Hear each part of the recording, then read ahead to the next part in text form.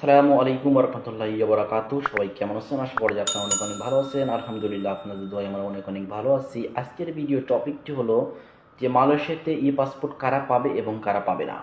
অনেকে আপনারা আমাদের কাছে প্রশ্ন করতেছেন যে ভাই, আমি কি পাসপোর্ট করতে পারবো কি পারবো কি না।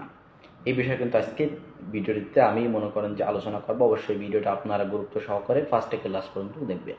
তো চলুন ভিডিওটা শুরু করা যায়। ওকে, ফার্স্ট অফ অল আমি আপনাদেরকে একটা কথা বলতে চাই, মালয়েশিয়াতে ই পাসপোর্ট কারা পাবে।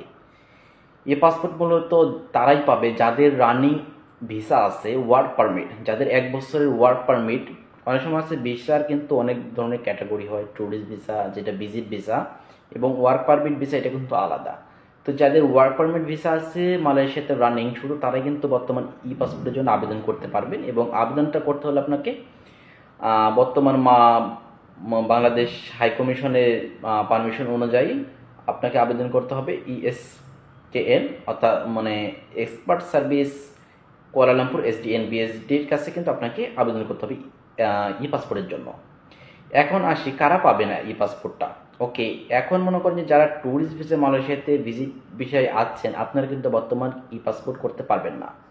পরবর্তীতে যদি মালয়েশিয়া বাংলাদেশ হাই কমিশন থেকে যদি কোনো আপডেট নিউজ আসে যে সবাই ই পাসপোর্টের জন্য আবেদন করতে পারবে, তখনই কিন্তু আপনারা নতুন করে অ্যাপ্লাই করতে পারবেন। কিন্তু এখন মনে করেন যে বর্তমান রানিং অবস্থায় বর্তমান সময় কিন্তু আপনারা যারা ট্যুরিস্ট ভিসায় আছেন তারা কিন্তু আপনার ই পাসপোর্টের জন্য আবেদন করতে পারবেন না। ই পাসপোর্ট করার জন্য অবশ্যই আপনাকে ওয়ার্ক পারমিট থাকতে হবে। আশা করা যায় ভিডিওটা আপনারা বুঝতে পারছেন। ওকে, এখন আসি, অনেকেই হয়তো মনে করেন যে এটা ভাবতে পারেন যে হয়তো আপনার পাসপোর্টটা যে কোনো কারণে হারিয়ে গেছে, ছিনতাই হয়ে গেছে, বা আপনি আপনার পাসপোর্টটা খুঁজে পাচ্ছেন না, আপনি অথবা আপনার বসেরা যে কোনো কায়দা বা যে কোনো ওয়েতে আপনার পাসপোর্টটা হারিয়ে গেছে। এই ক্ষেত্রে আসলে করণীয়টা কি?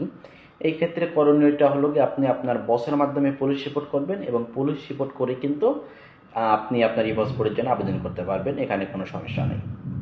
তো আশা করা যায় আপনারা বুঝতে পারছেন ভিডিওটি। আর যদি ভিডিওটি বুঝতে কোনো সমস্যা হয়, ভিডিও ডিসক্রিপশন বক্সে আমাদের হোয়াটসঅ্যাপ নাম্বার দিয়ে থাকবে, আপনারা হোয়াটসঅ্যাপে ডাইরেক্টলি আমাদের সাথে কন্ট্যাক্ট করে বিস্তারিত জেনে নিতে পারবেন। ধন্যবাদ আজকের ভিডিওটি দেখার জন্য, অনেক অনেক ধন্যবাদ জানিয়ে আজকের ভিডিওটি শেষ করছি।